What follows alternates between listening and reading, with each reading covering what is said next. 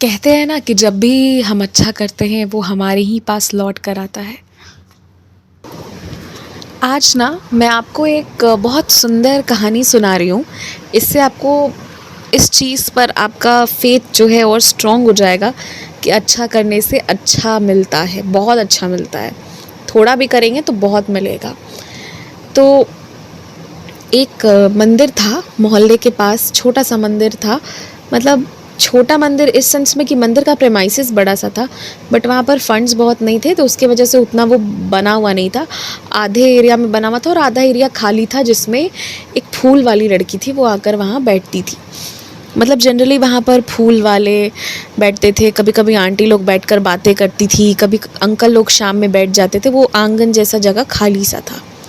तो वहाँ ना एक लड़की बैठती थी और वो फूल बेचा करती थी। अब बेसिकली ना वो ये फूल खरीद कर नहीं लाती थी।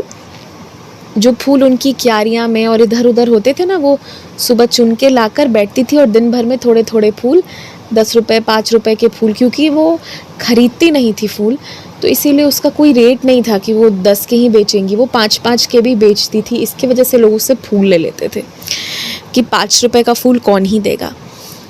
तो वो दे देती थी, लोग ले लेते थे। तो इस तरह से मतलब वो अपना एक्स्ट्रा कमा के घर पे ले जाती थी और उसका मतलब उसके घर पे ये सब और इस माता-पिता की कमाई और इसकी कमाई मिला के 2 वक़्त चावल और नमक खा पाने की इंतज़ाम हो पाता था।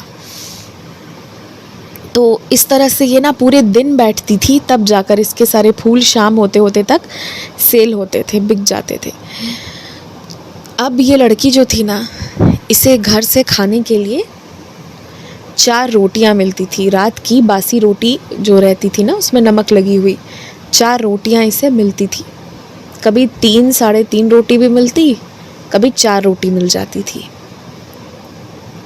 और ये जो लड़की है ना, ये जो बच्ची थी, ये क्या करती थी कि जैसे इसने फूल वगैरह बेचा, फिर बीच में क्या होती थी, मंदिर 12 से कुछ घंटों के लिए बंद होती थी।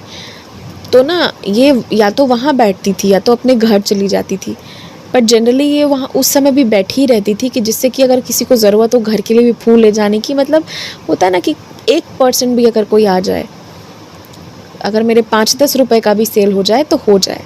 तो इसके लिए ये घर सीधा शाम में ही आती थी, 6 बजे आरती के बाद ही ये आती थी। और लोगों का भी एक था कि हाँ भाई, शाम शाम तक अगर फूल बचता था तो लोग खरीद के मंदिर की आरती के लिए उसको दे देते थे, क्योंकि बच्ची बहुत मेहनत करती थी और छोटी थी, पर बहुत खुश रहती थी, बहुत स्माइलिंग टाइप की थी। ठीक है। तो अब क्या हुआ ना कि वो जो 4 रोटी लेके आती थी, तो 2 रोटी तो वो खाती थी, और जो 2 रोटी रहती थी ना, वो पास में एक वॉचमैन थे, मतलब गार्ड थे, उनका जो बच्चा था वो इसके पास आके मांगता था, क्योंकि वो भी भूखा रहता था, काफ़ी गरीब परिवार का था, उन लोग की भी सारी रिक्वायरमेंट्स पूरी नहीं होती थी। तो उसके बच्चे को वो 2 रोटी दे देती थी खाने के लिए कि ये लो तुम खा लो। ठीक है। कभी इसे 3.5 रोटी या 3 रोटी मिलती, तो ये एक ही रोटी खाती थी और 2 रोटी दे देती थी उस बच्चे को। उस बच्चे का रोटी 2 फिक्स था इसकी तरफ से। वो बच्चा भी भूखा रहता था, तो ये खिलाती थी, तो इसके लिए वो आके खा लेता था। तो लोग इससे पूछते भी थे कि तुम बेटा, एक तो तुम थोड़ी सी लाती हो रोटियाँ, उसमें भी तुम नमक वाली रोटी लाती हो, कुछ तो सब्ज़ी या कुछ नहीं रहता है, तुम्हें भूख नहीं लग तुम उसमें भी तुम्हें 2 दे ही देती हो, तो तुम ऐसे भूखी ही रहती हो दिन भर। तो वो यही कहती थी, जैसे हमारे बिहार में कहते हैं ना शरीर चलना, उसको कहते हैं देह चल जाता था। तो कहती थी जब देह चल ही रहा है मेरा, मतलब मेरी बॉडी काम कर ही रही है, तो ठीक है, 2 रोटी मैं खा ली, 2 वो खा लिया, वो भी खुश हो गया, मेरी भी भूख मिट गई थोड़ी सी। और फिर रात को जाऊंगी, मतलब वापस शाम में घर जाऊंगी, तो चावल नमक खा ही लूँगी, तो क्या दिक्कत है। तो ये चीज़ होती थी। अच्छा, रोटी ना इसे घर पे इसके लिए रोटी नहीं बनती थी, क्योंकि ये कभी छुट्टी में रहती थी, तो इसे नमक और चावल ही दोनों टाइम मिलता था। रोटी इसके घर पे सिर्फ इसके फादर के लिए बनती थी, क्योंकि वो बाहर लेबर का काम करते थे। तो जो रोटी उनके लिए बनती थी ना, उसमें से जो बचती थी वो माँ इसके लिए निकाल कर इसको देती थी, क्योंकि माँ जानती थी कि बच्ची दिन भर मेहनत करती है। और सबसे बड़ी बात है कि बच्ची ने कोई इन्वेस्टमेंट नहीं करवाया था कि मतलब फूल ख़रीदने जाना है या कुछ भी। वो चुन चुन के ले करके, और जो क्यारियों में वो फूल शौक़ से लगा कर रखी थी। और पता है कैसे लगी थी फूल वगैरह भी, जो मंदिर से लेके, मतलब मंदिर से, सड़क किनारे से कहीं से उठा के लेके गई हो, तो वही सब लगा लगा के, जो स्पेस था जो उन लोग के पीछे में, तो उसी स्पेस में उसने बहुत सारे फूल वगैरह लगा दिए थे। और एक दो तो उसने, मतलब जो उन लोग के मोहल्ले में एक थे जो फूल वगैरह ठेले पर ले जाकर बेचते थे, उनके भी फूल जो है ज़बरदस्ती वो बच्ची उठाकर ले आई थी और लगा ली थी। तो खैर उन्होंने मना नहीं किया। 10-20 का पौधा मिलता था मैरीगोल्ड वगैरह का, और फूल बहुत होता था। और उसके अलावा 2-3 लोकेशंस थे जहाँ ऐसे ही फूल लगे हुए थे मगर कोई लेने वाला नहीं था। तो वो बच्ची उस पौधों को भी पानी देती थी और फिर वहाँ से उन फूलों को जो है वो ले जाकर वो सेल करती थी। तो इसीलिए माँ जो है वो 4 रोटी इसके लिए रख देती थी कि मेरी बच्ची दिन भर रहती है वहाँ पे, तो ये खा लेगी कुछ। एंड इन द मीनवाइल इसकी माँ भी आसपास काम करती थी ना, तो अपनी बेटी को एक नज़र देखती थी। एक अपार्टमेंट से दूसरे के बीच में जाके 2 मिनट मिल लेना, बात कर लेना।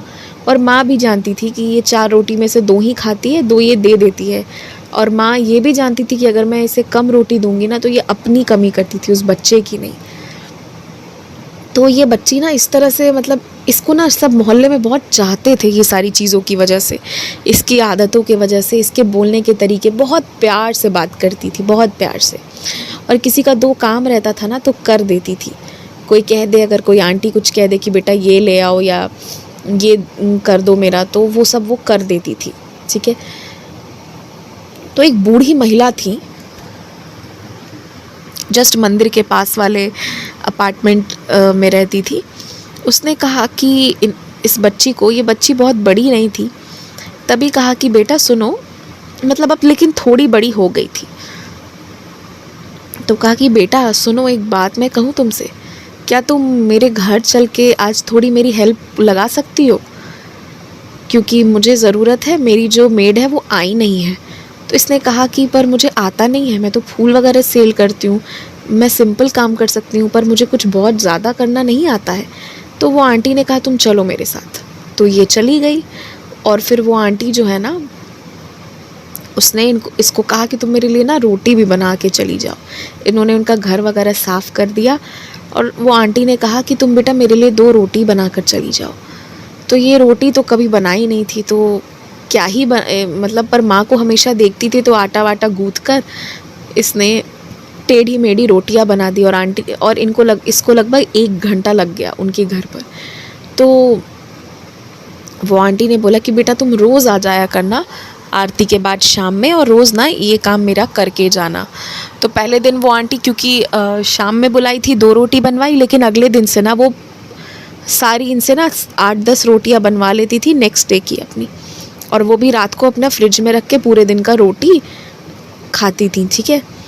तो अब जब 1 महीना बीत गया ना, तो उस आंटी ने इनके हाथ में एक सैलरी रख दी, मतलब एक अमाउंट रख दिया। बोला लो बेटा ये तुम्हारे मेहनत की कमाई है।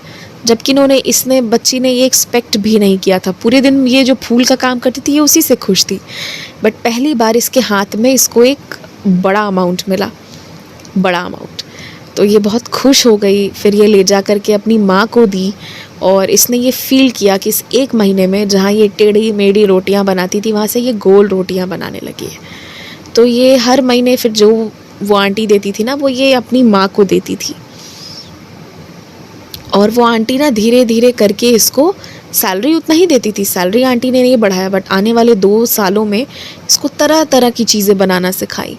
डोसा बनाना सिखाया, तो फ्राइड राइस बनाना सिखा दिया। मतलब धीरे धीरे आंटी बोलती कि इसे ऐसे ऐसे बनाओ, फिर ये बैठ के टीवी में देखती थी आंटी के घर पे कि कैसे बनाते हैं यूट्यूब पे, और फिर उसके बाद वैसे ही बनाती, और उसके बाद जो है वो धीरे धीरे वो सीखती चली गई।